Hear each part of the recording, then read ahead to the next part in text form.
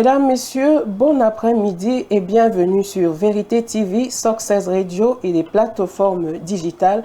C'est l'heure de votre émission Femmes vertueuses. Nous sommes très heureux de vous savoir nombreux non seulement à regarder, mais aussi à écouter votre bimensuel qui est produit un jeudi sur deux à partir de 16 h et rediffusé le samedi à 9 h et le mercredi dès 21 h. Femmes vertueuses, c'est l'émission qui présente les forces et les qualités de la femme. Femmes vertueuses, c'est l'émission qui apporte le conseil, l'enseignement à la femme pour qu'elle soit en accord avec son Créateur et qu'elle jouisse pleinement de ses grâces. Femmes vertueuses, c'est aussi l'émission qui parle de la femme telle qu'elle doit être, la femme comme Dieu veut qu'elle soit, la femme dont la société a besoin pour se construire avec son Créateur, la femme qui craint Dieu et qui contribue au bonheur des autres. Pour la présentation, je suis Diane Kound. La grâce est vaine et la beauté trompeuse. La femme qui craint l'Éternel est celle qui sera louée. Ce sont des paroles qui aujourd'hui ne semblent plus être considérées, même par celles qui se réclament être chrétiennes. Dans une ère où l'on accorde plus de l'importance à l'apparence, à ce qui tape à l'œil, les normes de beauté sont de plus en plus astreignantes. Les femmes rivalisent d'adresse pour paraître de plus en plus séduisantes. Avec l'échange des cultures et la globalisation interculturelle, il n'existe plus aucune limite pour atteindre son objectif. Bijoux, maquillage, piercing, tatouage et même chirurgie esthétique, tout y passe. L'essentiel étant de paraître plus attractif. Bien que des passages de l'Ancien Testament décrivent des femmes parées de bijoux, d'autres mettent en garde contre l'orgueil et la vanité que ces ornements peuvent engendrer. Le Nouveau Testament, quant à lui, encourage une beauté intérieure et un esprit doux et paisible, plutôt qu'une parure extérieure. Face à ce dilemme, l'on est en droit de savoir quelle devrait être la parure de la femme qui craint Dieu. Pour répondre à cette question, nous aurons sur ce plateau le pasteur Alexandre Conge et le conducteur Arsène Tchala, que vous connaissez certainement. Mesdames, Messieurs, retrouvons-nous tout juste après cette pause publicitaire. Depuis 1993, nous avons bâti ensemble une institution stable, professionnelle et innovante. Aujourd'hui, nous sommes là grâce à vous. La Régionale Banque, une banque au service de tous. Ensemble, créons l'avenir, main dans la main, vers de nouveaux sommets.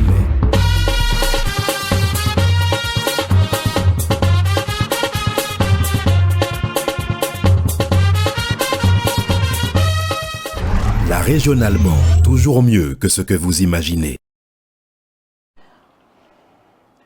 De retour sur ce plateau, nous accueillons le pasteur Alexandre Conge, responsable du secteur ecclésiastique Centre 1, qu'on ne vous présente plus sur ce plateau de femmes vertueuses. Bon après-midi, pasteur, et merci d'être là pour nous. Merci, bon après-midi, Diane. Je suis très honoré de partager à nouveau ces instants édifiants tant pour nous-mêmes que pour ceux et celles qui nous écoutent, aussi qui nous regardent. C'est des moments passionnants et je voudrais qu'ensemble nous puissions vivre ces moments. Merci.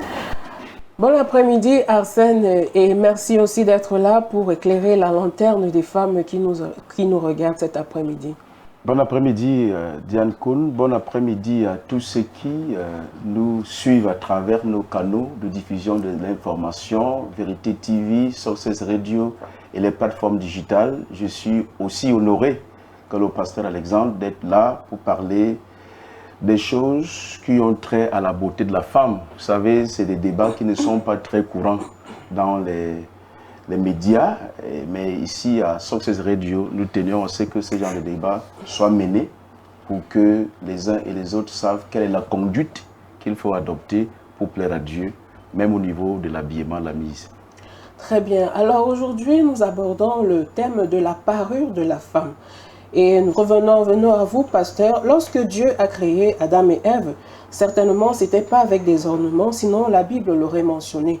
Elle dit plutôt qu'ils étaient nus. Que pouvez-vous nous dire déjà sur l'origine des parures? Peut-être qu'il faudrait d'abord commencer par la définition du mot parure. Merci pour cette question. Bon, la parure, c'est simple, hein? C'est les mots du même groupe que paraître, mais surtout, ça signifie l'embellissement, le fait de rendre quelque chose joli, meilleur que ce qui est avant. Et comme nous sommes en train de parler des hommes et mieux encore des femmes, c'est-à-dire essayer, tenter de donner une image qui peut ne pas être la sienne au départ. Donc c'est l'enjoliver, c'est dans la conception de celui qui s'engage à faire la parure, c'est qu'en y mettant de telles choses, je serai peut-être plus belle. Donc c'est un ensemble d'artifices qu'on se revêt ou alors qu'on revêt pour projeter une image qui n'est pas foncièrement la nôtre. Et bien évidemment, tu l'as ressorti au commencement, la Bible nous dit que l'homme et la femme étaient nus. Et l'habillement même n'est venu qu'à la chute, après la chute de ce couple. C'est à partir de ce moment que l'habillement va venir. Et même là encore, parce que nous devons toujours faire la nuance entre l'habillement et la parure. L'habillement, ça vise tout simplement à une commodité, à mettre de l'ordre. Une fois que l'homme est tombé dans le péché, mais on n'est pas encore dans le domaine de la parure. La parure vient lorsqu'il faut dégager une image, comme je le disais tout à l'heure, paraître ce qu'on n'est pas et faire une différence, parce que la parure nous amène à comprendre qu'il y a l'être et le paraître. Donc la parure projette une image qui n'est pas la nôtre. Et nous avons dans la Bible des histoires croustillantes et qui nous montrent comment une personne a pu se parer, parce que l'origine, on peut le dire, nous voyons avec des cas comme les Jézabel et autres qui sont à la limite, à la base de ce que nous voyons aujourd'hui, parce que les termes qui sont utilisés, heureusement la Bible est complète. Dans la Bible, nous voyons déjà dans le livre de 2 Rois, comment on parle de phares, des phares que Jézabel pouvait se parer et pour projeter une image devant un serviteur de Dieu. Voilà ce que je peux dire à ce niveau. Et vous, Arsène, auriez-vous une autre définition du mot parure et aussi, pouvez-vous me dire quelque chose sur l'origine de la parure? Absolument, il n'y aura pas meilleure définition que celle que le pasteur a donnée. C'est des artifices, c'est des ornements que l'homme ajoute ou alors s'attribue pour corriger ce qui lui semble être des imperfections sur son corps. Et lorsqu'on parle de parure, c'est qu'à un moment donné, l'homme va estimer que la beauté que lui a donnée son Créateur a des imperfections, des choses qu'il faut parfaire. Et en ce moment-là, il va essayer de les corriger en s'attribuant d'autres choses qu'on appelle les artifices. Ça peut être des bijoux, ça peut être des objets de maquillage, ça peut être toute autre chose. Mais c'est des choses qui peuvent ne pas être, mais l'on reste ce qu'on est. C'est ça qu'on appelle ça parure. C'est-à-dire qu'on peut les supprimer sans que l'homme ne perde ce qu'il a d'essentiel, de fondamental en tant qu'être humain. On peut supprimer tout ça. Et sur l'origine de la parure, d'où est-ce que la parure, qui a créé, d'où est-ce que ça vient? Évidemment, lorsque nous interrogeons l'histoire, nous voyons que c'est de l'Égypte antique que ces choses sont venues. Les parures sont aussi vieilles que les civilisations. Vous allez voir que les femmes se paraient, les hommes se paraient déjà pour des cérémonies traditionnelles, des rites. Ils arboraient certaines tenues pour des cérémonies traditionnelles, des cérémonies religieuses, mais aussi pour donner une certaine image lorsque ça rentre dans les traits de beauté. C'est par rapport à une identité que l'homme voulait se corriger et se donner en réalité. Et on rentre dans ce que j'ai dit au départ, c'est-à-dire qu'à un moment donné, l'homme se rend compte que l'identité que Dieu lui a donnée n'était pas celle qui lui convenait. Et il va chercher une autre identité, il va porter des artifices et des choses. Toujours est-il que même lorsque nous lisons la Bible, on va se rendre compte que ce ne sont pas des choses qui ont été commandées par Dieu. Bien qu'il y ait une certaine opinion, quand on lit la Bible, qui disent qu'il n'y a pas, je vais dire de manière claire, des versets bibliques qui interdisent le port des bijoux, de ceci, mais la Bible non plus ne recommande pas que la femme arbore ces choses-là pour mettre sa beauté en valeur. Donc, c'est, on pourra dire, d'origine païenne. Païenne, ces choses-là sont des femmes, sont arborées lorsque nous lisons la Bible par des femmes qui ne craignaient pas forcément Dieu. qui ne craignent pas forcément Dieu. Certains vous diront que Rebecca a reçu ça de son beau-père Abraham. Effectivement, c'est mentionné dans la Bible. Mais Rebecca n'est pas citée dans la Bible comme un référentiel de beauté en raison des artifices, de la parure, des ornements que son beau-père lui a donnés. Plutôt, la Bible recommande aux femmes d'être belles comme Sarah. Et ce n'est pas en mentionnant les artifices que Sarah aurait vêtus. Bon, pasteur, la Bible ne mentionne dans aucun verset où elle interdit le port des bijoux, de la parure et autres. Est-ce à dire que les enfants de Dieu, ceux qui disent chrétiens, devraient porter ces choses-là? Non. La Bible dit qu'il ne faut pas porter. Lorsque nous lisons dans 1 Timothée chapitre 2, le verset 9 et le verset 10, l'apôtre Paul interpelle Timothée à ce niveau par rapport à l'assemblée d'Éphèse. Là, il dit que la femme ne doit pas se parer. Et c'est à ce niveau-là que l'apôtre Paul va indiquer le type de parure qui est attendu de la femme. Il dit que la femme ne doit pas se parer des tresses, des ornements, des bijoux. Oui, et c'est en invitant les femmes à la modestie. C'est un verset qui est péremptoire et qui nous amène à comprendre que non. Parce qu'il y a une différence que l'apôtre établit foncièrement entre la parure attendue de la femme, dont on pourrait en parler, pour les femmes qui sont enfants de Dieu, la parure en tant qu'enfant de Dieu, et la parure en tant qu'enfant de Dieu qu'on ne doit pas avoir. Et donc l'apôtre Paul tire sur cette parure qui vise à faire des tresses, à se mettre à des ornements, et il utilise le mot parure. Le même mot qui est utilisé lorsque nous lisons l'histoire de Jézabel. On dit que Jézabel se para. Elle mit du phare. Vous voyez, c'est le même verbe qui sera utilisé. Parce que en lui-même, quand on parle, le verbe, quand on dit parure, comme on a dit paraître, mais je peux paraître ce que je ne suis pas. Donc, effectivement, l'apôtre Paul demande aux femmes de ne pas se parer de toutes ces choses, mais de se parer des vertus, de la vie qui soit agréable à Dieu. Donc, effectivement, les exemples qui ont été donnés, que ce soit en termes d'origine et autres, nous comprenons qu'en réalité, à la base, Dieu, quand Dieu crée la femme, Dieu crée un être qui se veut davantage pur. L'évolution et la dérive qui interviendra après le péché, parce que tout part généralement, tout est parti de là, avec la chute, il y a une sérieuse dérive et l'homme va devenir perméable. Il y a beaucoup de choses qui vont entrer maintenant dans la vie de l'homme, alors que dans le plan parfait de Dieu, cela n'avait pas été prévu. Et nous savons que lorsque Dieu finit la création, il finit même la formation, lui-même il va déclarer de sa bouche que tout était très bon. Ça veut dire qu'en l'état, l'homme n'avait pas à ajouter ni à retrancher. Et tout ce que l'homme pouvait ajouter n'était qu'à ses risques et périls et devait apporter foncièrement une discordance entre la pensée de Dieu et la projection de Dieu, parce que Dieu a d'abord commencé par projeter ce que l'homme sera avant de pouvoir le créer. Donc une fois que l'homme s'introduit, il y a eu distorsion, il y a eu déviance et ça a créé donc ce que nous pouvons avoir et ça se poursuit, cette dégradation se poursuit jusqu'à nos jours. Hassan, seriez-vous du même avis que le pasteur lorsqu'il pense que, parce que la Bible n'interdit pas, c'est vrai, la Bible n'interdit pas, mais Paul lui revient et dit non, c'est pas bon. Est-ce que vous êtes du même avis? Non, lorsque j'ai dit, j'étais en train de relayer ce que pense une certaine opinion. Moi, personnellement, je suis du même avis que la Bible n'autorise pas qu'on porte. Lorsque nous lisons Deutéronome chapitre 4, au chapitre 32, au verset 4, la Bible dit que l'œuvre de Dieu est parfaite. Et l'homme est une œuvre de Dieu. Donc l'homme est une créature achevée.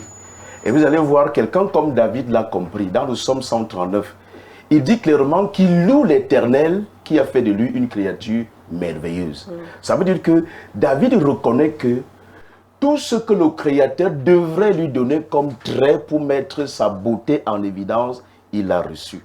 L'homme peut peut-être être une créature inachevée du point de vue moral, du point de vue spirituel, et en ce moment-là, Dieu lui a donné la possibilité de se parfaire en opérant des choix.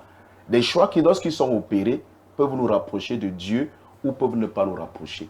Maintenant, il y a certaines opinions, ce que je voulais faire comprendre, qui disent que ça, c'est la recommandation que l'apôtre Paul donne lorsque il dit dans 1 Timothée chapitre 2, verset 9 et verset 10. Je peux dire, je veux aussi que les femmes, vêtues d'une manière décente, avec pudeur et modestie, ne se parent ni de tresses, ni d'or, ni de perles, ni d'habits somptueux, mais qu'elles se parent de bonnes œuvres comme il convient à des femmes qui font profession de servir Dieu. C'est ça. C'est ça. C'est ce verset, il est dit clairement, je dis, c'est une certaine opinion, même au sein des communautés chrétiennes, justifiée en disant, l'apôtre Paul, c'est lui qui donne cette recommandation, oui. Et ce n'est pas Dieu qui dit de manière péremptoire. Je ne suis pas d'accord, mais je précise le débat. Tout à fait. Mais de mon point de vue, en lisant la Bible, je comprends parfaitement que la beauté de la femme, selon le Créateur, ce qui devrait faire la beauté de la femme l'a reçue de Dieu. L'a reçue de Dieu. Et vouloir ajouter d'autres choses, c'est déjà une marque de contestation. Et vous allez donc voir que ces choses, lorsque on y attache une importance assez particulière, facilement on glisse vers ce qu'on appelle l'idolâtrie. C'est-à-dire que lorsque l'homme cherche par tous les moyens à se refaire une image, à se refaire des traits de beauté, à corriger Dieu par des choses qu'il a créées lui-même pour contester son identité, cette contestation nous entraîne très rapidement à la dérive et on aboutit à l'idolâtrie. Donc en lisant la Bible, comme le pasteur a dit en filigrane, nous comprenons que la beauté de la femme ne réside pas sur ces choses, première des choses. Et deuxième des choses, le corps de l'homme est parfait. Voilà. Les éléments que l'homme devrait ajouter sur son corps doivent concourir à trois choses essentielles. L'entretien du corps, c'est pour ça que nous utilisons des crèmes, je veux dire quoi, des liquides de beauté pour entretenir le corps. C'est pour la protection et c'est pour aussi établir la différence entre ceux qui sont des hommes et ceux qui sont des femmes. Lorsque ça ne concourt pas à ces trois objectifs-là, ça participe déjà d'une certaine tendance que les hommes ont à remettre en cause ce que Dieu a donné à l'homme pour qu'il soit ce qu'il est. Alors dites-nous, nous continuons avec vous, Arsène, quelle devrait donc être la parure d'un enfant de Dieu? Est-ce comme Paul le dit dans Timothée, la femme aujourd'hui ne devrait même pas se faire des tresses, elle devrait juste laisser les cheveux, peut-être les peigner et autres. Les femmes qui nous écoutent, comment, celles qui veulent véritablement plaire à Dieu, comment devraient-elles être aujourd'hui? L'apôtre Paul a dit ce qu'il a, c'est clairement dit, c'est-à-dire que le principe, c'est celui-là. C'est-à-dire que la femme devrait avoir une parure qui correspond à la modestie, à la pudeur et à la il y a trois éléments, à la décence, tout à fait. Lorsqu'on sort de là, on verse dans ce qu'on appelle l'extravagance. On sort du cadre, on verse dans ce qu'on appelle l'extravagance. Mais maintenant, Pierre, lui, va même plus loin dans 1 Pierre chapitre 3. Pour dire que ces éléments, ce n'est pas ça qui devrait fonder la beauté de la femme. La femme vertueuse, plus c'est d'elle que nous sommes en train de parler. Parce que Sarah est citée comme référence parmi les femmes vertueuses. Jamais on a mentionné que c'était parce qu'elle s'habillait bien, elle portait des habits somptueux, parce qu'elle portait des boucles, elle se maquillait, mais parce qu'elle était soumise. Elle avait un cœur qui était rempli d'obéissance.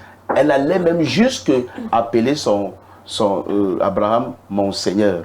Donc la beauté que la Bible met en exergue pour la femme vertueuse, c'est la beauté intérieure. Mais ce n'est pas pour autant que nous allons dire que la femme devrait négliger sa toilette, négliger son apparence. Elle devrait la soigner, mais tout en restant décente. C'est-à-dire qu'elle ne devrait pas verser dans l'extravagance. Elle devrait être pudique et elle devrait être modeste dans sa façon de s'habiller. Vous allez voir que ces choses, lorsqu'on les aborde, généralement, les objets de maquillage, les ornements, les perles, c'est de la séduction. On a parlé tout à l'heure de Jézabel et bien d'autres cas, c'est pour attirer les regards. C'est pour, je vais dire quoi, élever le risque de tentation, aussi bien pour la femme qui met ces choses-là que pour l'homme qui la regarde. Pasteur, la femme vertueuse, comment doit-elle être habillée? Comment doit-elle se parer?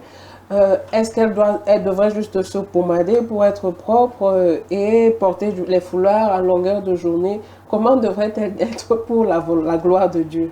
Voici ce que Pierre dit dans 1 Pierre chapitre 3, à partir du verset 3. Ayez non cette parure extérieure qui consiste dans les cheveux tressés, les ornements d'or ou les habits qu'on revêt.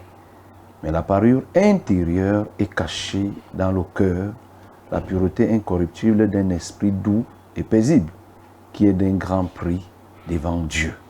Ainsi se paraient autrefois les saintes femmes qui espéraient en Dieu, soumises à leur mari, comme Sarah. Nous connaissons la suite. Comment les femmes doivent s'habiller? Le principe, il est clair. Il a été ressorti par Arsène, c'est-à-dire la pudeur, la modestie, la décence. Celles qui sont enfants de Dieu doivent batailler pour s'habiller de manière différente des prostituées. Parce que dans Proverbe chapitre 7, la Bible nous parle d'une prostituée rétive, agressive. Mais là aussi, son habillement est décrit. L'habillement de celle-là est décrit. Et cet habillement a un objectif. C'est pour aguicher, c'est pour appâter, c'est pour attraper les hommes et les amener à l'abattoir. Donc ça fait que dire à une sœur, à une bien-aimée, de bien s'habiller, c'est tout simplement rechercher une identité qui lui permette d'être différenciée avec celles qui sont païennes et celles qui sont enfants de Dieu.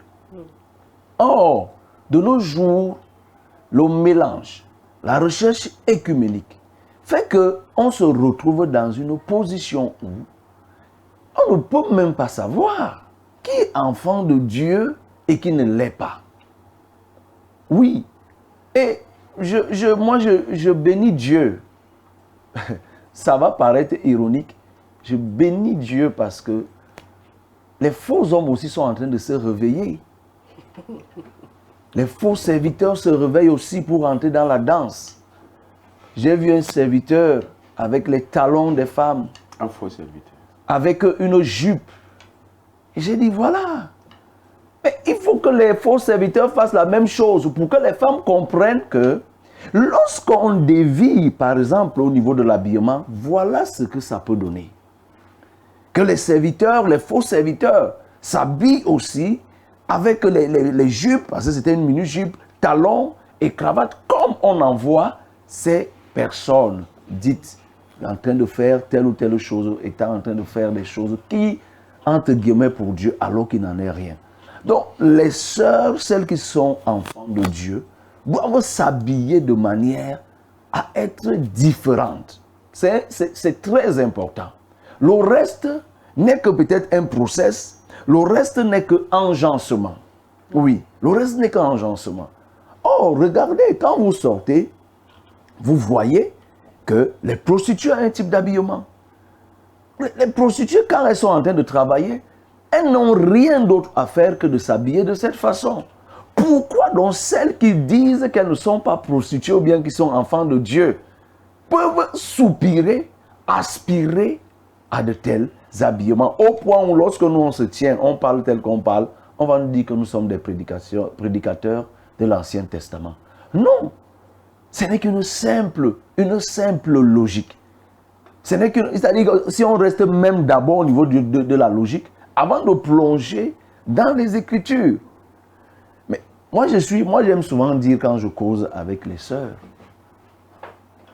les sœurs ont coutume d'aller même prêcher aux sœurs catholiques, celles qui sont de la mission catholique. Moi, je leur pose des questions. Est-ce que quelqu'un peut dire qu'en entrant dans un taxi avec une sœur de la mission catholique, tu peux voir même son mollet en entrant dans le taxi? Même si elle court, tu ne vas rien voir. Tu peux voir ses cheveux. Ça, c'est les sœurs de la mission catholique. Le reste, la mission catholique ne les considère pas comme des sœurs. Tous ceux qui viennent là, qui restent debout et qui prennent le pain là, ce n'est pas des sœurs. Les sœurs qui sont de la mission catholique ont un habillement que lorsqu'elles passent en route, on sait que ça c'est une sœur. Et même celles qui sont nées de nouveau les appellent ma sœur. Ça c'est une sœur. Mais pourquoi?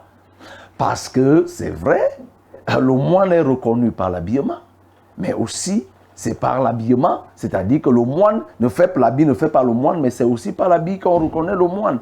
Cette décence manque. C'est-à-dire que moi je suis quand même dérangé que les jours qui passent, il y a plutôt une décadence dans l'habillement. Alors que là où nous sommes en train de critiquer, la mission que nous critiquons, ceux que nous critiquons sont restés fermes jusqu'aujourd'hui. Elles se sentent à l'aise. Vous n'avez qu'à aller voir lors des levées de corps. Partout où elles peuvent aller, là où elles peuvent aller, elles ont un type d'habillement. Quand vous les voyez, elles sont respectables. Quand les sœurs de la mission catholique, elles sont respectables. Vous ne pouvez pas lui dire du n'importe quoi. Du fait de cet habillement, ça traduit de l'honorabilité. Et quand vous voyez celles qui disent qu'ils sont enfants de Dieu, des païennes et qui sont mal converties, vous les voyez habillées avec des mini-jupes, avec certaines des culottes et tout, et tout, et tout, et tout. Et la bouche, elle a pour dire Jésus, Jésus. Jésus sur quoi? Mais on te confond à une prostituée. Et puisque ça va très loin, on a vu, nous voyons, le monde est devenu un. Aujourd'hui, Diane, aujourd'hui, on a vu dans certaines communautés des filles en train de louer avec des sous-vêtements. Des sous-vêtements, 3 filles en train de louer avec des sous-vêtements. Je dis louer à l'église. Et voilà là où ça arrive. Au nom de quoi, toi, tu viendras lui dire que non, elle est indécente. Elle va te dire que non, l'autre, c'est la même chose. Mais tu ne peux pas le dire de la même chose, de la même façon pour une bien-aimée de la mission catholique que tu rencontrerais. C'est une dérive. Donc il faut que celles dont les cœurs étaient même en train de tanguer et se poser des questions, j'ai dit, mais tu n'es pas, tu es malade.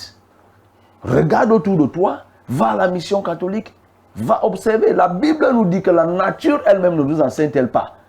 Les fourmis nous enseignent, mais les fourmis ne doivent pas servir d'exemple, mais Dieu prend quand même des fourmis. Mais moi je prends donc cet exemple aux sœurs, mais allez-y, vous les voyez.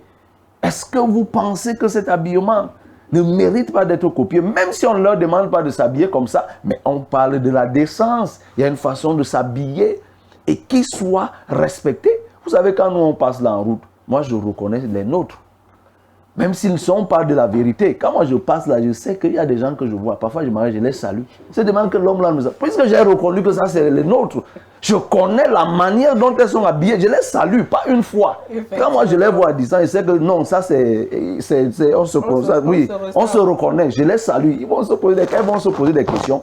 Mais ce n'est que normal. Donc voilà ce que je peux dire à ce niveau. D'accord. Bon, nous allons progresser. Nous avons parlé des bijoux et de l'habillement. Nous voulons parler du maquillage. Aujourd'hui, l'obsession de paraître plus jeune et de reculer l'horloge est devenue scandaleuse au point où les femmes utilisent des cosmétiques pour paraître plus jeunes.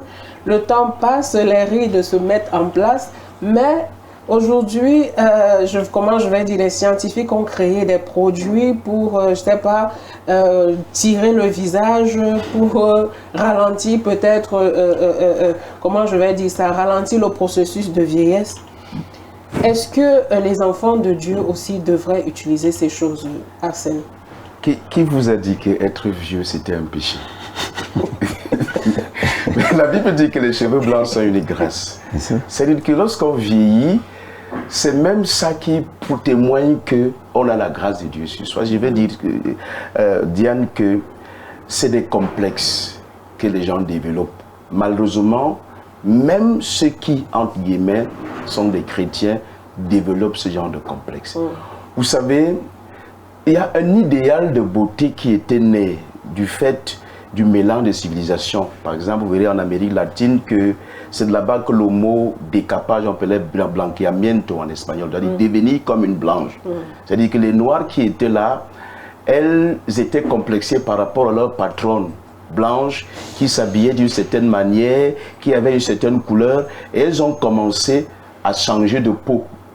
Parce qu'elles se disaient que pour être belle, il faut forcément représenter... Effectivement, c'est un problème qui mine notre société, le décapage. C'est absolument ce complexe-là qui se développe aujourd'hui, même au niveau de l'Afrique, où il n'y a pas assez de blanches, où toutes les femmes continuent de penser que pour être blanche, pour être belle, il faut être blanche.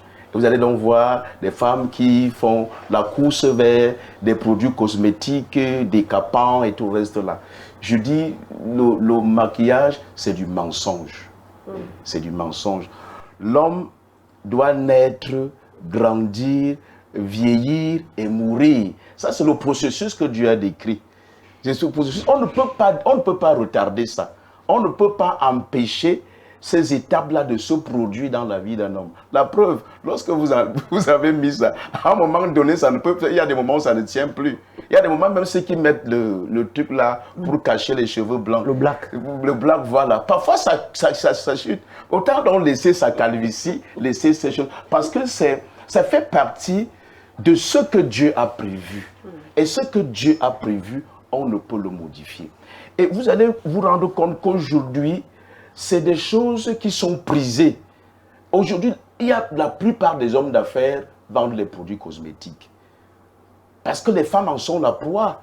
Elles dépensent beaucoup d'argent pour acheter ces produits. Et la publicité passe dans les médias. Si ici, à VT TV, on faisait la publicité des produits cosmétiques, on aurait beaucoup d'argent. Parce que ça passe et ça génère beaucoup d'argent. Mais je dis non, c'est les choses qui tiennent les femmes en captivité. Au ministère de la vérité, on délivre de ces choses. Parce que c'est une forme d'idolâtrie. Une forme d'idolâtrie. Le maquillage ne donnera jamais à la femme sa vraie apparence. Elle fonctionne sur la base du mensonge. Comment vous pouvez vous avez les rides sur le visage, à un moment donné, vous mettez les trucs pour ressembler à un enfant de 15 ans. Et quand ça part, vous redevenez vous-même. C'est une fausse image, c'est une fausse apparence. Il faut que les femmes soient décomplexées. Et pour qu'elles sortent de ce complexe, elles ont besoin de délivrance. C'est pour ça que nos assemblées sont ouvertes. Elles soient décomplexées pour rester elles-mêmes. C'est déjà bien pour elles-mêmes. C'est bien pour les femmes, les jeunes filles qu'elles éduquent, et c'est bien pour la société. Parce que le mensonge ne réussit pas toujours. Il y a des moments où mentir ne tient pas. Donc, moi je dis, ça fait partie des dérives, comme le pasteur disait tout à l'heure, des pratiques que les gens se sont imposées à tort pour se faire du mal. Parce qu'on se fait même du mal. Je vais te surprendre, Diane. Toi, tu es une femme, peut-être tu as vu combien coûte une mèche brésilienne. Il y a des mèches brésiliennes qui coûtent 300 000 francs, pasteur. Des centaines de mille. Mais il y a des femmes qui préfèrent se les procurer que d'assurer l'éducation de leurs enfants. Que d'assurer la ration alimentaire de la famille. Elles cotisent de l'argent pour s'acheter une mèche brésilienne. Elles cotisent de l'argent pour s'acheter un produit qui enlève une ride, qui enlève une tache. On y met beaucoup d'argent. Mais pour celles qui sont à l'église, nous disons, au lieu de mettre de l'argent dans ces choses-là, il faudrait mettre de l'argent pour que les âmes soient gagnées. C'est encore plus bénéfique pour l'église, pour elle-même et pour Dieu. Revenons à vous, pasteur, le maquillage. Avant, quand on parlait de maquillage, on parlait plutôt des femmes qui changeaient de couleur. Aujourd'hui, ça a toute une autre expression. Alors, les femmes qui changent de couleur à l'église, elle est née noire à un certain moment, elle devient blanche. Mais on les reconnaît souvent par les coudes, les phalanges et autres. Qu'est-ce que vous pouvez dire à ces sœurs? Avant, je voudrais dire un mot sur le ralentissement du vieillissement. Vous avez cette question. Moi, j'ai dit, la Bible, elle est complète. Dans le psaume 103, le verset 5, la Bible nous dit que Dieu rassasie tes jours de richesse et il te fait rajeunir comme l'aigle. Donc, toutes ces sœurs, toutes ces bien-aimés, tous ces hommes qui veulent être rajeunis, venez à Jésus. C'est lui qui te fait rajeunir comme l'aigle. Et quand la Bible dit, prends l'exemple de l'aigle, quand l'aigle est rajeuni, l'aigle qui avait déjà peut-être 30 ans, 50 ans, rajeunit, l'aigle devient comme un petit poussin. c'est vraiment le rajeunissement. Et ça ne se fait pas en un jour. Ça prend une période conséquente. Et la Bible dit que c'est Dieu qui fait rajeunir. Donc, pourquoi aller chercher des produits et autres, les make-up que les gens font et qui sont cause de beaucoup de cancers? Cancer de la peau, cancer du sang. Parce que tout ce que nous déposons sur notre peau a un atterrissage. C'est dans notre sang. Les pores sont ouverts et ça y entre et directement dans le sang. Et ça, c'est des dégâts. Il y a certaines personnes qui sont mortes à cause de ce décapage parce qu'on était dans l'impossibilité de faire une chirurgie. On ne pouvait plus recoller la peau. Donc, aujourd'hui, moi, je peux tout simplement inviter ces personnes. Maintenant, pour revenir sur la question qui était de savoir... Changer les peaux. Changer les peaux. Non. Changer la peau, c'est... La couleur de la peau. La peau ou bien la couleur de la peau, c'est d'abord un véritable mensonge. Parce que nous nous mentons nous-mêmes. Et nous mentons aux autres. Michael Jackson a fait tout ça. Tout le monde savait que c'est un black. C'est un noir, c'est un pauvre nègre. On l'insultait. Donc fais tout ce que tu fais, tu restes. Mais aussi, c'est un affront direct contre Dieu, ton Créateur. Parce que celui qui t'a créé, il sait pourquoi il t'a créé noir dans un pays comme le Cameroun, dans une région du centre, dans les arrondissements de Diki, dans un village comme Dema. Il sait pourquoi il t'a créé de la sorte. Et bon, maintenant, toi, tu décides que non, il faut que je change et que je devienne white. Mais Dieu ne te reconnaît plus. Alors que dans le livre de Matthieu chapitre 6, la Bible nous dit que Dieu dit que je connais même le nombre de tes cheveux. Si Dieu peut connaître le nombre de cheveux d'une personne, pensez-vous que c'est la peau que Dieu ignorait? Que non. Dieu connaît jusqu'à la couleur de la peau. Donc c'est pour dire que c'est un mensonge. Non seulement c'est un mensonge, mais c'est un affront contre le Créateur pour dire que je conteste la forme, la couleur que tu m'as donnée. Et ce n'est pas totalement différent des transgenres, de ces personnes qui contestent leur genre en disant que moi, vraiment, je ne me sens pas bien en tant qu'homme. Je veux devenir femme. La même chose, je ne me sens pas bien en tant que black. Je veux devenir white. Alors, tu ne peux pas devenir white, tu es black. Tu vas seulement mourir avec ça. Accepte, ma soeur. Viens au Seigneur Jésus, tu seras rajeuni et tu as une belle peau qui passe par le soleil, qui passe par toutes les intempéries sans subir des altérations. Pourquoi se donner autant de peine? Pasteur, on se poserait bien la question de savoir à qui est-ce que la femme veut plaire quand elle met toutes ces choses. Est-ce que c'est plus à Dieu ou bien aux hommes? Non, ce n'est pas Dieu. Qu'est-ce qui peut être la motivation de Ce n'est pas Dieu. Ce n'est pas Dieu. Changer? Les femmes veulent plaire aux hommes. Et celles qui sont un peu rusées disent que non, je me sens à l'aise. Non, la finalité, c'est qu'elles veulent plaire aux hommes. Parce que il y a quelques années, aujourd'hui, il y a quelque chose qui s'est passé en haut lieu. Et ça a provoqué une fixation sur un type de couleur. Cette couleur de la peau est devenue très, très prisée sur le marché. Ça fait que les gens, ça a accéléré le processus de maquillage ou alors de dépigmentation. Oui, parce que les femmes ont commencé à dire que c'est ça qui passe sur le marché. C'est ça qui passe sur le marché. Elles ont commencé. Non, ce n'est pas pour plaire à Dieu. Tu ne peux pas plaire à celui qui, lui, il trouve que tu dois être comme ça. Tu te mets à plaire à cette personne en faisant le contraire. Non. Elles veulent plaire aux hommes. Elles veulent être à la mode. Elles veulent se plaire. Elles veulent être par rapport aux concurrences, aux rivalités et tout, et tout, et tout. C'est ça qui est la cause. Ce n'est pas vraiment Dieu qui en est l'objectif visé. Absolument pas. Arsène, pour vous, quelles sont les motivations des femmes lorsqu'elles s'engagent à faire de telles choses? Elles sont motivées par le fait qu'elles n'ont plus rien d'autre à donner que leur corps, simplement. C'est-à-dire qu'une femme qui est pleine de grâce, qui est remplie de l'intérieur, comme l'apôtre Paul recommande, elle a beaucoup d'amour à donner. elle a beaucoup d'affection, elle a beaucoup d'autres choses qui émanent de son être intérieur à donner, même si elle veut plaire à l'homme. C'est-à-dire que quand vous êtes dans un foyer, vous voulez plaire à votre mari, vous êtes une femme vertueuse, vous avez beaucoup de prières à donner à votre mari, à votre famille, vous avez la parole de Dieu, des exhortations, vous avez l'amour, beaucoup d'autres choses à donner.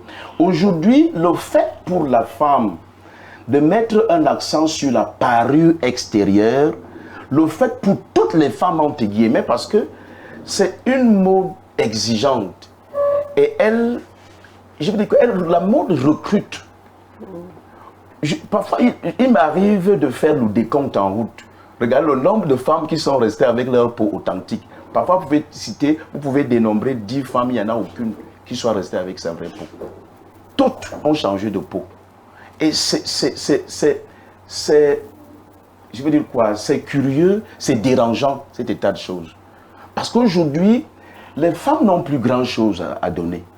J'admirais une femme à une certaine époque, une grande femme africaine, Simone Barbeau, du temps où son mari était président de la République.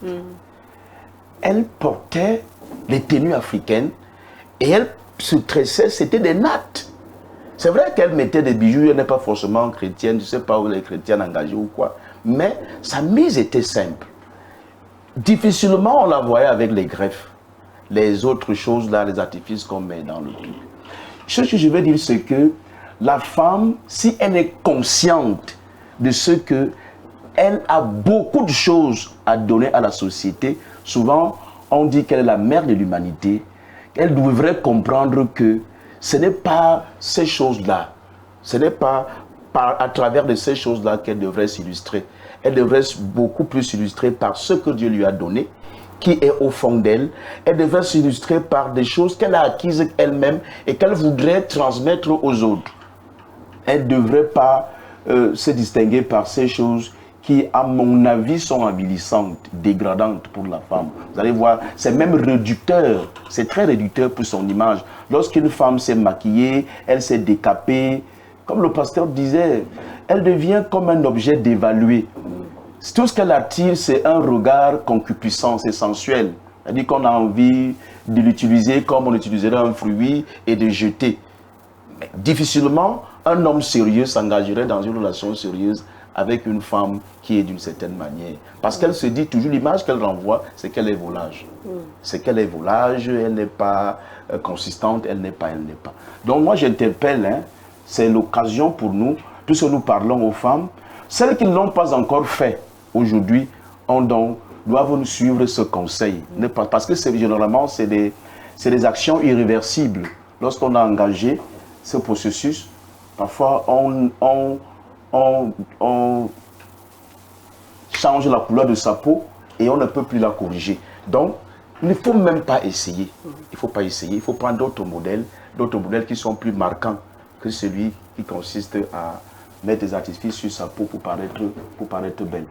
D'accord. Mesdames, Messieurs, nous allons prendre une pause publicitaire et nous revenons à vous juste après. La Régionale Banque, connue pour ses produits d'épargne attractifs, ses services de caution et de transfert. La Régionale Banque innove et devient la seule banque agropastorale du pays avec des produits adaptés à chaque cible. Agri-élite, Agri-diaspora, Agri-woman, Agri-youth, Agri-converti, Agri-kautal et Agri-complémentaire.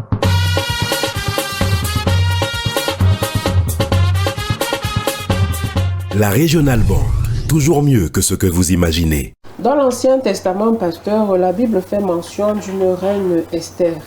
Et Esther, lorsque on la décrit, elle était parée de bijoux. Est-ce que cela pourrait pas mener d'autres femmes aujourd'hui à se dire, mais bon, Esther, elle a prié, Dieu l'a exaucée, nous aussi nous pouvons porter ces choses, Dieu va nous exaucer? Non, c'est des assimilations qui ne peuvent pas tenir. Oui, c'est des assimilations qui ne peuvent pas tenir parce que Arsène l'a illustré à un moment donné lorsqu'on parlait même de Rebecca, pour dire que Rebecca n'est pas prise comme un modèle. On prend plus Sarah. Encore moins si on partait, ce n'est pas Esther qu'on va prendre comme un modèle. Parce que ce que nous devons comprendre quand on lit la Bible est tellement bien que il y a des exemples et des contre-exemples. contre-exemples dans la Bible. Du genre que lorsqu'on prend tout à la volée, on peut s'engouffrer et se perdre. Mais ce qu'il faut comprendre aussi, c'est que la Bible, lorsque quelqu'un veut se perdre, il trouvera de quoi se perdre. Mais lorsque tu veux être sauvé, tu as tout pour être sauvé. Ça, c'est clair. Donc, ça fait que si quelqu'un prend de tels exemples, oui, tu prends de tels exemples sans les planter dans un décor. Elle est Esther, devant quel roi? Un roi qui est un enfant de Dieu ou pas? Non, ce n'est pas un roi qui est enfant de Dieu. Tu ne plantes pas dans quel contexte cela se passe. Oui. Maintenant, toi, Esther, si tu veux être ressemblé à Esther, quel est ton roi? Le roi de cette femme de nos jours, c'est qui? Est-ce que c'est le roi Mohamed II? Est-ce que c'est le roi Soukoudjou? C'est le roi le sultan? Non, ton roi, c'est Jésus. C'est parce que Jésus est le chef de l'église. C'est lui qui est donc ton roi. Ça fait que, pour plaire à Dieu, tu vas donc chercher dans la Bible qu'est-ce qui est écrit lorsqu'on veut plaire à Dieu par rapport à la mise. Tu vas donc te rapprocher des versets que nous avons lus, ce que Pierre dit, ce que Paul dit. Et c'est comme ça donc qu'on comprend la Bible.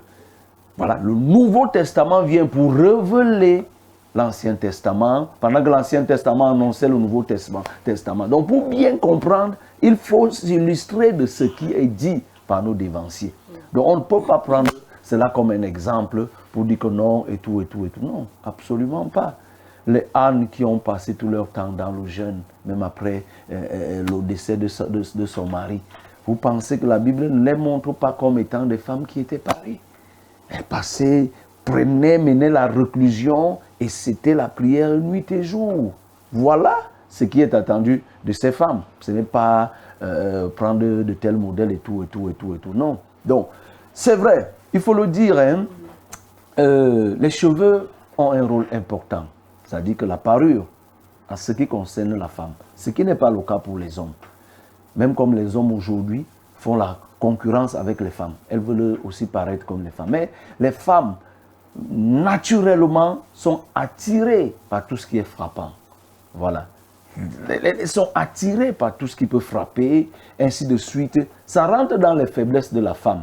Mais il faut qu'il y ait des voies pour les aider, pour essayer de les canaliser, pour leur dire que non, ça là, il ne faut pas faire ceci, il ne faut pas faire ceci. L'attraction d'une femme vis-à-vis de tout ce qui peut être, entre guillemets, bling-bling, ne saurait être la même chose que celle de l'homme. Et donc, on doit comprendre cela, mais on comprend pour essayer de mieux aider la femme. La femme, ses cheveux, quand vous lisez ce que l'apôtre Paul dit sur les cheveux de la femme, c'est une gloire pour la femme. La femme ne doit pas couper. Oui, la femme ne doit pas se raser les cheveux. Vous voyez un peu. Parce que l'apôtre Paul sait ce que les cheveux peuvent représenter pour la femme. Mais maintenant, qu'est-ce qu'il faut en faire de ces cheveux? L'apôtre Pierre vient dire comment il faut tresser. Lui-même, il faut dire comment il faut tresser. Ça veut dire que tu ne vas pas prendre ces cheveux pour les transformer ou bien pour les renforcer tels qu'on en voit aujourd'hui. Donner toutes sortes de couleurs aux cheveux. Moi, je ne sais pas. Les gens ont les problèmes de goût. Tu es noir comme tu es noir là. Tu peux pas prendre un truc rouge sur la tête. Moi, je ne comprends pas. Il y a quel animal? Bon, peut-être il y a des oiseaux là que je vois, des oiseaux qui ont des crêtes qui sont rouges. Comment quelqu'un peut chercher à avoir les cheveux rouges, les cheveux bordeaux, les cheveux verts, violet, les cheveux violets, vous voyez? C'est comme le frère Hassan a dit, c'est la dévalorisation. En fait, ces gens-là, ces sorciers qui sont là, ces homosexuels ont un seul but. C'est la chosification de l'homme et plus la chosification de la femme. J'aime prendre cet exemple pour terminer. On vous dit qu'il y a un showroom pour les Mercedes. C'est-à-dire qu'on organise une présentation des nouvelles marques de Mercedes. Mercedes, voiture. Vous voyez les voitures. Mais vous savez qui on va placer là, assises sur les voitures? C'est des femmes qui sont quasiment nues. Où est le rapport entre la voiture et la femme? Vous voyez les petites filles qui sont là, qui sont des petites prostituées qu'on prend, on pose là. Mais c'est ça que je suis en train de dire. La déshumanisation, la chosification de la femme. Moi, c'est à ça que j'aboutis. C'est cette conclusion que je fais. Alors vous, Astin, qu'est-ce que vous dites à ces femmes qui prennent, pour exemple, ces femmes parées de l'Ancien Testament pour soutenir le fait qu'elles devraient se parer. La parure n'a aucun impact sur peut-être l'onction, n'a aucun impact sur le service qu'elles peuvent rendre à Dieu. Non, elles ne devraient pas. Elles ne devraient pas copier ces modèles, c'est des faux modèles. Elles devraient plutôt copier l'image de la femme vertueuse. Et nous voulons que la femme soit vertueuse. Lorsqu'on parle de vertu, c'est la femme qui inspire le respect, c'est la femme qui dégage une certaine dignité. Et c'est la femme qui, lorsqu'on la voit, nous amène à respecter l'être humain. Et ce n'est pas le cas avec celle qui copie ce modèle. C'est-à-dire que lorsque vous voyez, je me dis qu'au niveau de l'apparence, une femme qui s'éloigne du modèle que nous décrivons ici, qui emboîte le pas, qui copie l'autre modèle, à la voir tout simplement, ça donne envie de vomir. C'est-à-dire que vous comprenez à quel niveau l'être humain s'est détruit lui-même. Quand vous avez vu une femme qui s'est décapée ou qui a changé la couleur de ses cheveux, et comme je disais, c'est des actions qui sont irréversibles. Des actes irréversibles pour celles qui changent la couleur de la peau. Donc, nous disons à ces femmes-là, c'est des mauvais chemins. Il ne faut pas les emprunter. La femme doit dégager, elle doit être vertueuse. La femme doit être vertueuse, c'est-à-dire qu'elle devrait inspirer déjà par l'habillement. Parce que la première identité, le premier trait d'identité qu'on voit sur un être humain, c'est le physique, c'est l'apparence. C'est l'apparence. Et donc, lorsque une femme est habillée d'une certaine manière, on peut déjà camper sa personnalité. On peut déjà savoir qui elle peut être avant même de le découvrir. Donc si au premier contact, vous avez dégagé une certaine identité, ça sera difficile de vous rattraper. Même quand vous êtes dans un milieu respectable, de vous rattraper pour dire que je suis tel, je suis tel, je suis tel. Ça c'est du point de vue physique immédiatement. Mais pour celles qui sont des femmes croyantes, vraiment, elles ne devraient pas se tromper de cette manière. Nous avons dit, il y a des contre-exemples dans la Bible, le pasteur l'a souligné. Des gens ont fait des choses, mais la Bible dit, tout est permis, mais tout n'édifie pas. Tout est permis, mais je ne me laisserai pas asservir par quoi que ce soit. Il faut savoir ce qui est permis et qui plaît à Dieu. Ce qui est permis et qui peut édifier. Ce qui est permis et qui peut être utile à soi-même et à la communauté, au Dieu que nous servons. Donc à copier ces choses-là comme ça, sans discernement, parfois, et vous savez, c'est la chair, parfois, elle nous amène à faire des interprétations lorsqu'on n'est pas encore totalement délivré. On commence à faire des interprétations, on choisit certains versets. Voilà, on trouve quoi s'égarer, on trouve des morceaux choisis pour justifier. Et c'est des choses que nous rencontrons parfois quand on fait des enseignements. Quelqu'un vous pose une question, dit frère, vous avez dit telle chose. Non, on ne devrait pas s'égarer.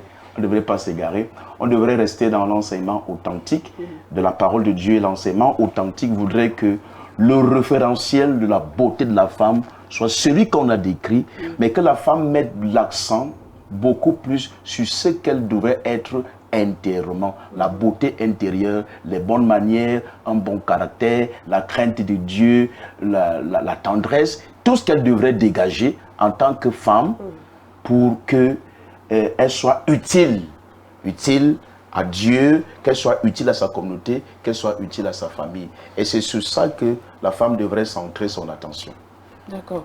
Le temps qui nous est imparti pour ce jour arrive à son terme, mais c'est une émission intéressante et nous continuerons la prochaine fois avec les tatouages et les piercings. Mais avant de nous séparer, pasteur, quel est votre mot de fin pour les femmes qui nous ont écoutés aujourd'hui, celles qui sont les adeptes des bijoux, maquillage et changement de couleur et autres? Non, je les salue avec beaucoup d'affection d'ailleurs. Et tout ce que j'ai dit, ce n'était pas pour les condamner. Oui, c'est parfois, on a des envolées lorsqu'on se revêt de la position de prédicateur. On peut y aller, mais c'est tout simplement pour dire qu'elles sont en train de courir un risque énorme. Il y a un risque du salut et il y a même un risque de la santé. Leur santé est en péril par toutes ces choses. Et vraiment, qu'elles viennent à Jésus.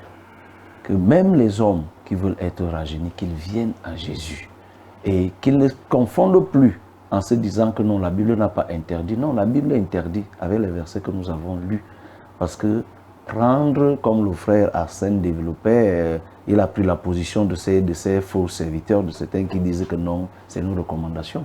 Mais vous imaginez le nombre de recommandations que l'apôtre Paul a donné qu'on mettrait de côté s'il faut prendre sur ce prisme. Donc c'est pour dire que nous réaffirmons ici que non, les femmes ne doivent pas se perdre, qu'elles reviennent au Seigneur et qu'elles s'attachent à lui et à lui seul. Voilà. Arsène, votre mot de fin pour les femmes vertueuses et celles à devenir? Oui, il faut dire à la femme qu'elle reste digne. Même si elle n'est pas chrétienne, elle a un honneur à défendre, déjà en tant qu'être humain. Il faut qu'elle se respecte, qu'elle respecte sa peau, qu'elle respecte ce que Dieu lui a donné. Et à celles qui sont de l'Église, de ne pas être complexées. Maintenant, s'il y a, s'il se dégage en elle comme une sorte d'obsession pour ces choses, Dieu donne un nouveau cœur. Il faut que elles ont tout simplement besoin de leur faire comprendre à ceux qui sont leurs encadreurs spirituels et pourront les passer à la délivrance. Moi, pour arrêter, pour cesser de boire l'alcool, on m'a fait passer à la délivrance. On disait la vérité. Et aujourd'hui, ça fait 15 ans. Je ne bois pas l'alcool. Donc, la femme qui met le rouge à lèvres, qui porte les boucles d'oreilles pour aussi connaître la transformation que j'ai connue et devenir une femme dont le cœur est complètement détourné de ces choses. D'accord. Mesdames, Messieurs, nous vous disons à très bientôt et restez scotchés sur les programmes de Vérité TV et Success Radio. Que Dieu vous bénisse.